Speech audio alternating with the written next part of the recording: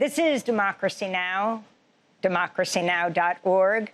I'm Amy Goodman. We're broadcasting from London, where tonight the documentary about Democracy Now!, Steal the Story, Please, will be at the Curzon Theatre, Bloomsbury, in the Bertha Dock House. We'll talk more about that later.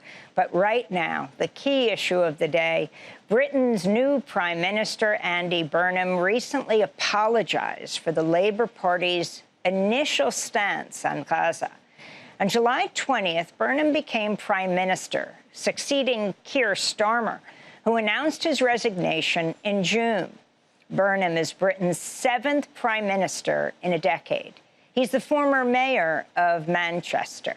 Shortly before becoming Prime Minister, Burnham posted this video online. I know many people feel that at the start of Israel's military action in Gaza, my party didn't get it right. And I am sorry about that. The response has too often not been good enough. We need to do better. Yes, we have taken some important steps. These include recognising the Palestinian state, placing sanctions on Israeli ministers and imposing waves of sanctions on violent settlers and the organisations that support them. I also fully support the restrictions on arms licences to make sure that no British bombs or bullets can be used by the IDF in Gaza or in the West Bank. But let's be honest, the UK was too slow to call for a ceasefire, and we must now do more to strengthen our approach. Israel continues to violate the ceasefire agreement, killing innocent Palestinians. We're seeing a surge in settler violence in the West Bank and East Jerusalem, and the continued expansion of illegal settlements, displacing Palestinian communities. And Netanyahu's government is clearly attempting to make a two-state solution impossible. That's why we need to do more, which includes looking at further sanctions, both on those involved in the violence in Gaza, but also looking at measures to ban trade in goods with illegal settlements. I, like many people, feel passionately about Gaza, and I will do everything I can to work with international partners to stop the suffering, to ensure the Israeli government adheres to international law and to keep the prospect of a two-state solution alive, because this is the only way to lasting peace for both Israelis and Palestinians. That was Britain's new Prime Minister, Andy Burnham. Last year, an independent Gaza tribunal was held here in London. It featured testimony from 29 witnesses, including journalists, aid workers, doctors, and international law experts. The tribunal concluded the British government was complicit in Israel's genocide in Gaza by authorizing military, economic, and political support for Israel. The tribunal was held amidst an escalating crackdown in Britain targeting pro-Palestinian activists. Since July of last year, British police have arrested over 3,000 people for expressing support for the group Palestine Action.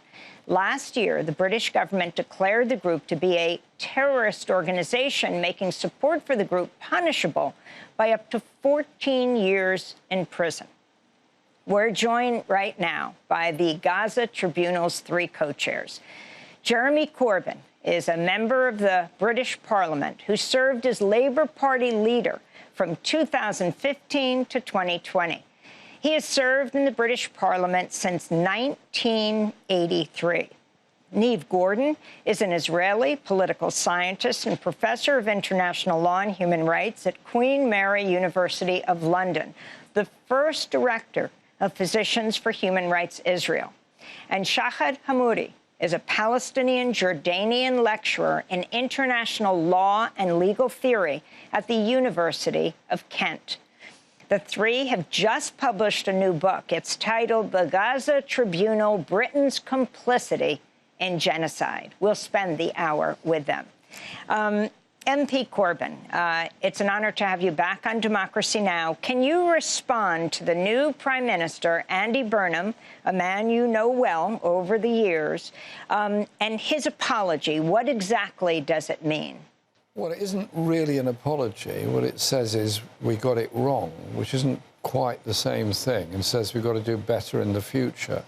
Then goes on to reiterate what we were told in Parliament, that no weapons being sold to Israel could be used conceivably to kill people in Gaza. Well, if that is the case, then we should cease all arms trade with Israel, and we should certainly cease being a very important supplier of parts for the F-35 jets, which are still being used to bomb and kill people in Gaza. And so it's not enough. It's not enough also to say we will sanction settlement goods, whilst at the same time not sanctioning those companies that work in and out of settlements and in Israel, which are supplying parts for other weapons. Likewise, the manufacture of weapons by Israel, by Elbit Systems at factories in Britain. So he hasn't gone, as far as I'm concerned, anything like far enough in this. And the point you made in addition is that if he is serious about a complete change of policy, if he's serious, it's a big if, then why are we criminalising people who take part in protest in Britain? A number have already been convicted and face long stretches in prison. These are non-violent direct action protests. And there are also probably 2,500 to 3,000 people who've been arrested for holding a placard in contravention of the Terrorism Act 2000, which is basically labelling anyone that holds a placard up saying, I support Palestine Action, calling them a terrorist. This includes people in their 80s and even 90s, retired Anglican clergy people and many others. It's an absurd situation. If we are going to be serious about supporting the Palestinian people and the genocide they're still going through, we would also stop allowing Israel to use the Royal Air Force Base in Akrotiri. We'd stop the sharing of security information with Israel. We would isolate Israel's military actions, all of which are directed against the Palestinian people. It's simply not enough. You know, just coming into London overnight, I was looking at the news, and it's completely inundated with the controversial proposal, the plan now to release many people from prison, to be able to fill it with other people. And you're talking about 3,000 people, not clear they would all go to prison, but that's who we're talking about clearing the prisons for? We're talking about serious criminals being released early in order to make space for peaceful protesters who have simply said it's not on their conscience any longer that they can do nothing about the killing of Palestinian people. It is an absurd situation. I do think, by the way, there needs to be a reform of our prison system, and prisons should be a place of rehabilitation and education rather than solely of punishment. But then maybe it's a wider issue. But we're concentrating on this work that we did, which was, and it was wonderful working with Shahd and Neve to do this. And I want to talk about the tribunal, but one more thing. Sure. With your position as MP, you've presented a private member's bill to Parliament. You did that about a year ago. Now, for the world, they don't understand private member's bill, but is this still relevant, and what did you propose? It's extremely relevant and is still very relevant. Because the government had consistently refused to have an open inquiry into the way decisions were made, what information was shared in the bombardment of Gaza and the use of RAF bases, I then proposed a private member's bill, which means it's a backbench bill by an individual MP, i.e. myself. It got through its first stage, and so we had the bill printed and published and the details of the bill very carefully thought out and presented. It was then blocked for the main debate, which is when it would become a live issue within Parliament. And we expected that. So we then set up the independent tribunal, which we're now talking about. We're now into a new session of Parliament, because each parliamentary session lasts around a year. The new session is underway.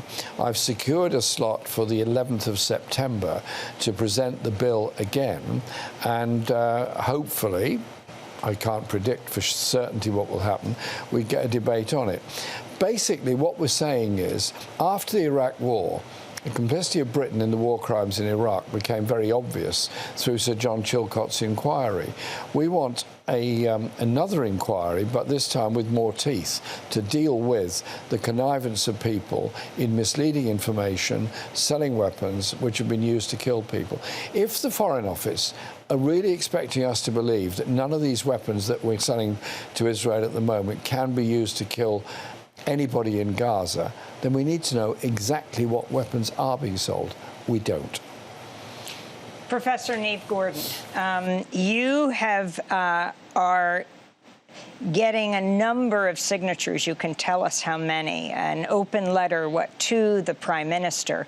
Can you explain what you are calling for?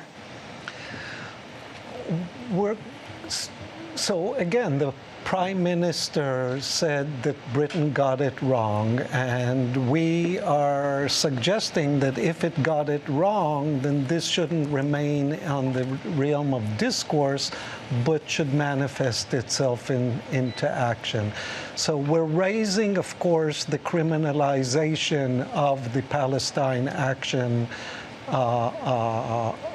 activist, and we can talk a bit more about how they've been criminalized maybe later on, and we're calling to de-prescribe the group, which was prescribed as a terrorist group in July 2025. If you could actually address that right now, because I think it can be puzzling to many people around the world that these protesters are now called terrorists, and there are a handful who have been sentenced.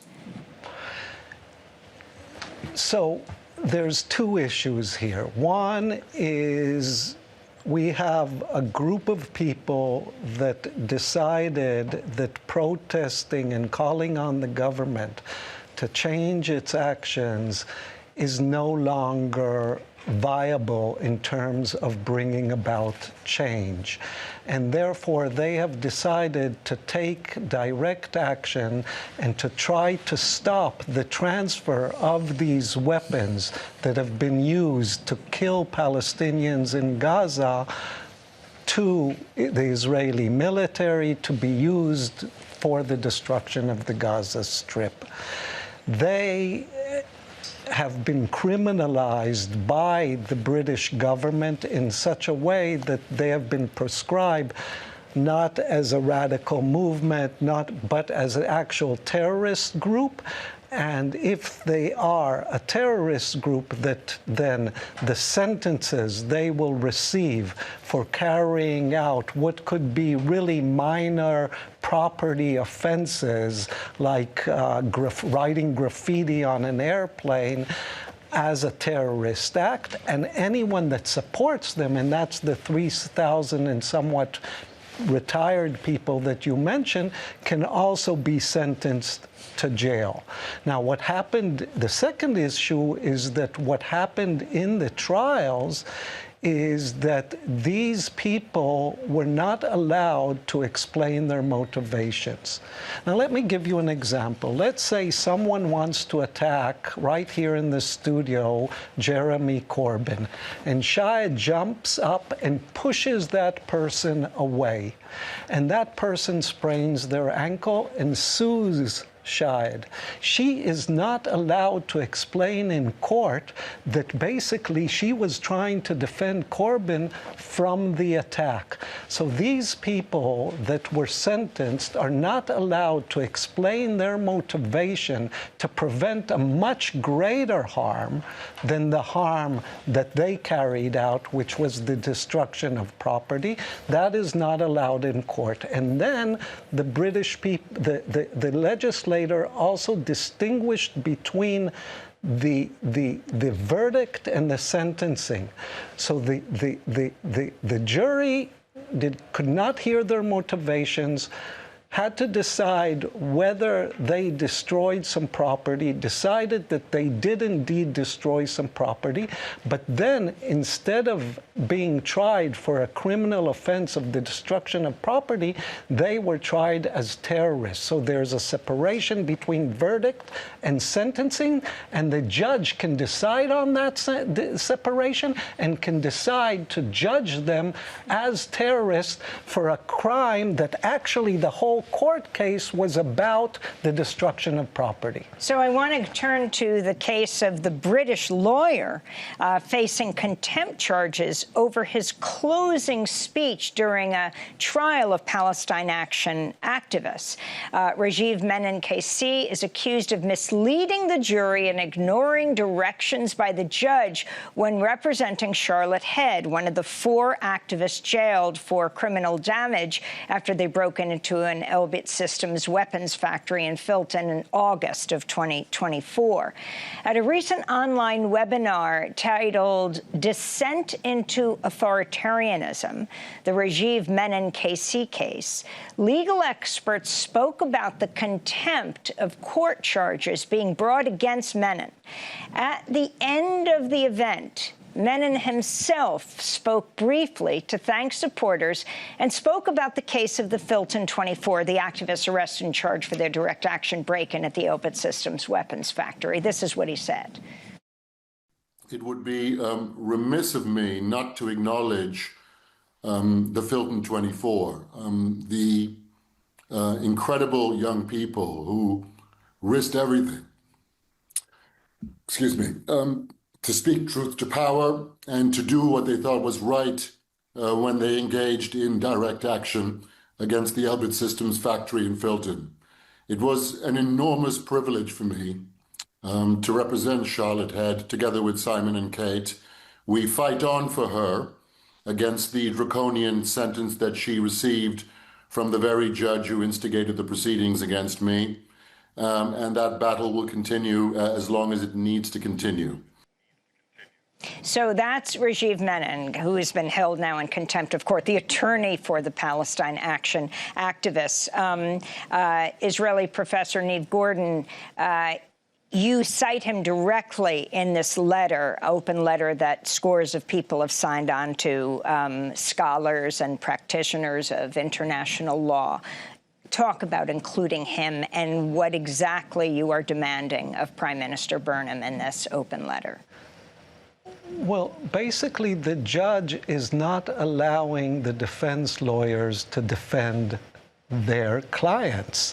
It's not allowing to explain the context in which their actions took place, and is not allowing the lawyer to do his job in this case. And when the lawyer tried to do his job, which is his calling, I need to the best of my effort to defend these people, he was held in contempt of court, and if it goes through, he might even be debarred. And this is one of the UK's major barristers, and who is well respected, and it is unheard of, this kind of attack, both on the activists that were not allowed to speak during the trials and explain their motivations, and about the defense team that were not allowed to carry their jobs. And so there's a whole, what we see here is, again, this, I think, is also part of the complicity of the British government, because as it enhances diplomatic support, inviting the President of Israel to come to meetings here, the one that signed the rockets on the Gaza border that were later being launched against civilians in Gaza. As it's doing that, it is introducing new legislation that includes what we've just discussed, but also includes outlawing speech like from the river to the sea, intifada, anti-Zionism, and things like that, to silence any kind of mobilization and collective action against probably the worst crime in the 21st century. And so we're seeing this double movement of those that have been supporting the genocide basically being spread a red carpet, while those that take a stance and come out against it being criminalized. I want to bring in the third author of the new book, The Gaza Tribunal, Britain's Complicity in Genocide, Shahd Hammouri, Palestinian Jordanian lecturer in international law and legal theory at the University of Kent, served as co-chair of the Gaza Tribunal, along with the Israeli professor Neve Gordon and the British MP Jeremy Corbyn. Thanks so much for being with us, Shahd. If you could start off by talking about the awareness within the British populace, the public, how their taxpayer dollars are spent. What is the awareness of Britain's relationship with Israel? So to begin with, let's be very clear. Had it not been for the UK's material support to Israel, we could have saved tens of thousands of lives. And it was very clear for the people who went to the street that if something were to happen by the UK's government, we're able to save those lives. So an apology coming far too late into the future is almost offensive rather than anything that would relinquish people or allow us to breathe.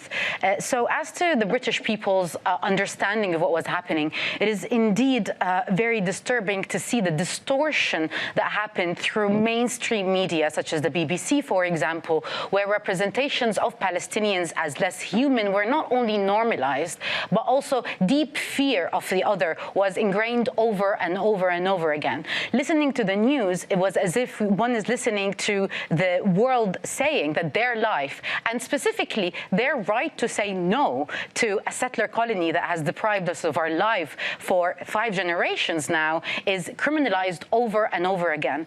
The sad thing is that not only were the British people not allowed to know what was happening with their money, but also they were not allowed to even protest it, and whoever protests it is also demonized within the media space. So this was clearly where the edge of the so-called democratic system has reached. We've reached the edge of the establishment's rule and or the establishment space where it allows us to express our opinions, in the sense that the moment that we touch its own interests in West Asia, and Israel being the main factor of that interest in facilitating that, that is where everything stops. That is where an autoimmune reaction happens within the system, so natural within the system that it automatically reacted by blocking out any imagination, any understanding or humanization to stop this bloodshed. Shahd Hammouri, you've talked about what's happened in the streets, but also the suites and the government offices, that there was a kind of policy to silence and even punish civil servants who dared to speak out. So as we saw in the testimonies that were presented in front of us, civil servants, and it must be said very close to or invoking questions that were discussed in the Nuremberg trials, were faced with an option of you're either damned if you speak or damned if you don't, in the sense that if they were to follow their own consciousness and say no against decisions that would give economic support to Israel, and let's be clear, under international law, any support to Israeli war economy, not just to the settlement economy, was a form of supporting the genocide and falls outside of the UK's obligations. When they try to notify that, and when other civil servants try to note that sending weapons or anything of the like is indeed in violation of Britain's own law as well as international law, they are faced with a choice. You either leave your job or you stay silent. I wanted to go to Mark Smith. He testified at the Gaza Tribunal. He was a British Foreign Office official who resigned in protest over continued arms sales to Israel. This was back in August 2024. Smith was the lead official on the UK arms export licensing report, which assessed whether the UK was legally compliant. He chose to only testify by voice. I want to get your response to this, Shahd. This is some of his testimony. What I witnessed while working on that report was profoundly concerning.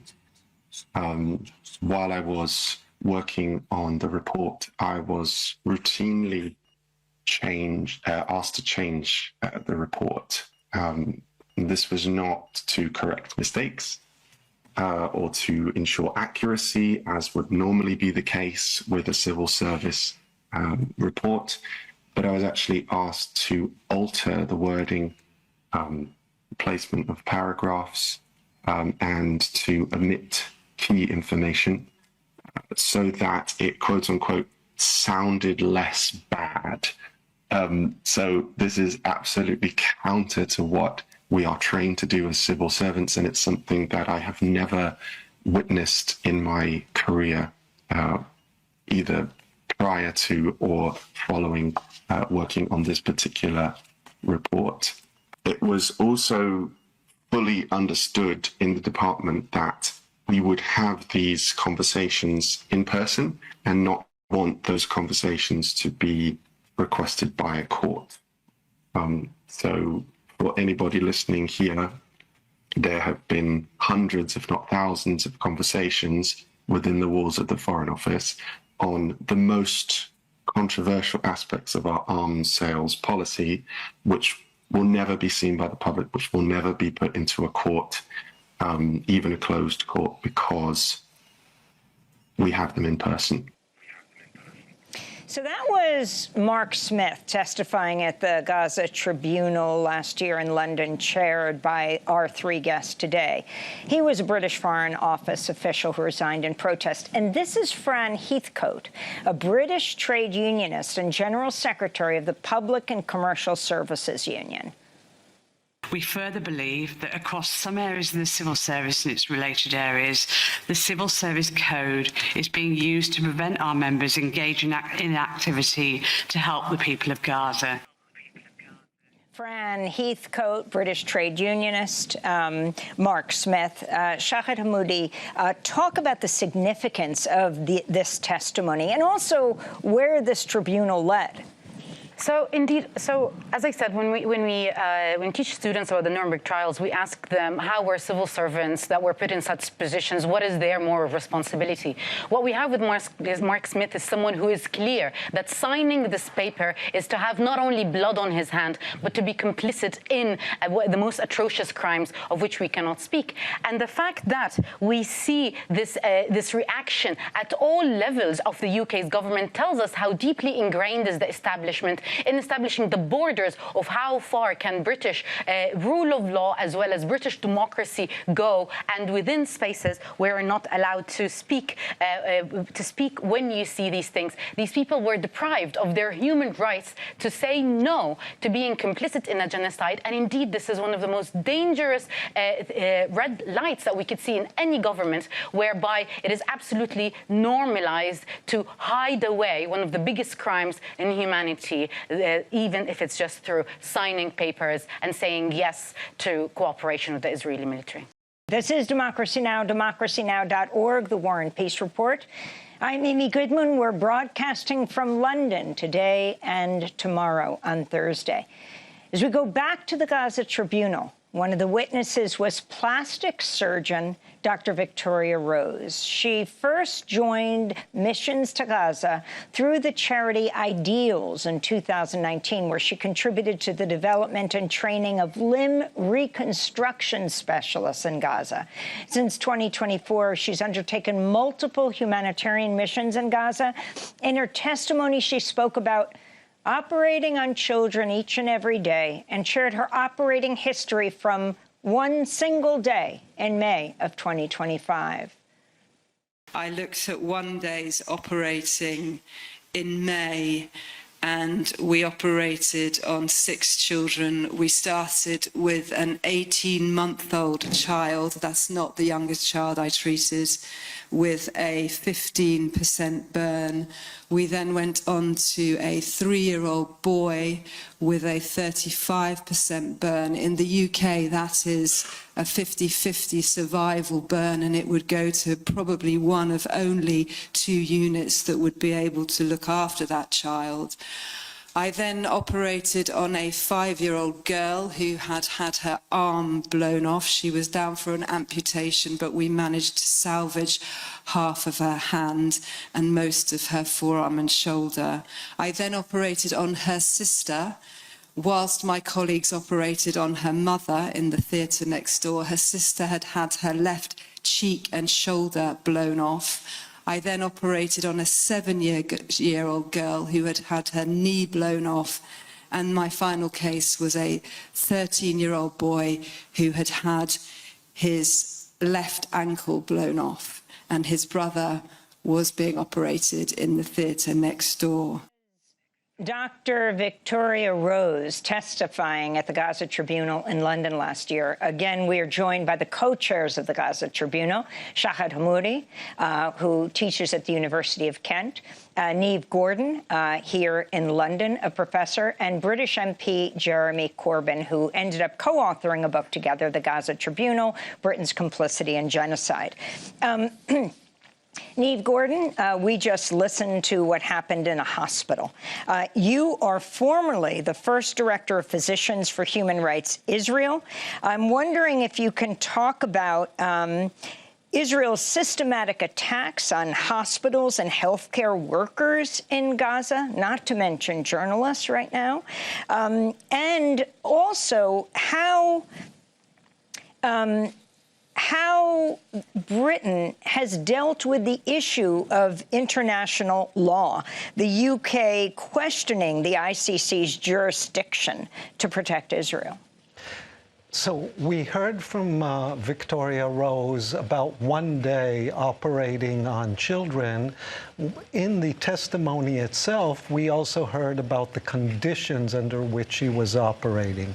And these are conditions where all the hospitals, all 36 hospitals in the Gaza Strip were bombed, a lot of them damaged, but many of them completely destroyed, and where there was no Israel did not allow access to medicine, did not allow access to fuel that you need for electricity to run these hospitals, and basically systematically and deliberately decimated the medical field in the Gaza Strip. And I would say we need the listener needs to understand that when you're attacking a hospital that serves a large population, it's not only the harm that is generated through the immediate attack, but it is the reverberating harm. And that reverberating harm, I would suggest, is equal to weapons of mass destruction, because the amount of people that are going to be killed from these attacks is today unknown, but it's in thousands. And Dr. Abu Safia, the head of the Kamel Adwan Hospital in Gaza, is still imprisoned. So we have 1,700 health workers that were killed in the Gaza Strip.